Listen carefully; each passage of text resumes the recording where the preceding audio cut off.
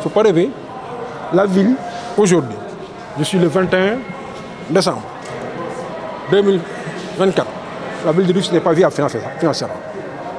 Une ville n'est pas viable quand elle paye 60% de ses recettes ordinaires en salaire. Une ville n'est pas viable si elle est obligée d'interrompre tous ses programmes. Une ville n'est pas viable si elle ne fait que payer ses dettes. Cette ville-là n'est pas viable. Les conséquences, c'est ça. Elle n'est pas viable. Pourquoi? Le budget qui a été voté là en 2020 pour 2025, c'est moins 2 milliards. Ça veut dire que le budget de l'année passée, on enlève 2 milliards. Ça veut dire un budget qui servira à quoi? Payer des salaires et nos dettes. Moi, je ne me sens pas dans la peau de mec qui passe son temps à payer des salaires et des dettes. Donc, c'est pourquoi on se dit que, quel gâchis. Ça n'a pas de sens.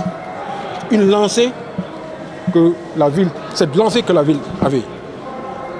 J'ai même vu dans la note, dans le communiqué sorti par le ministère des collectivités territoriales, dire que les déficits, certaines villes avaient des déficits structurels qui n'étaient pas liés avec la selle. Ce n'est pas notre cas. Ce n'est pas notre cas. En 2021, 350 millions de déficit. 2022, 100 millions. 100 plus 350 millions, tous effacés en 2023. En 2024, oui, au moment où je parle, je n'avais pas de déficit en 2023, mais au moment où je parle, je suis à 380 millions de déficit. Du fait uniquement que si on m'avait averti à temps, peut-être que certains travaux, je ne les aurais pas engagés.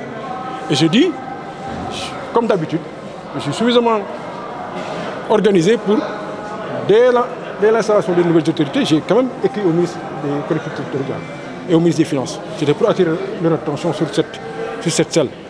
Parce que la loi qui a été conçue en 2019 n'est pas bonne. Ce n'est pas une bonne loi. C'est pourquoi je dis quelles sont les solutions. Il faut que nous dubbanti la loi bonne. Ça veut dire qu'il faut nous dubbanti la loi bonne. Elle est mauvaise. Ce n'est pas une bonne loi. Quand tu prends... je n'ai pas terminé. Il faut aussi, au-delà de ça,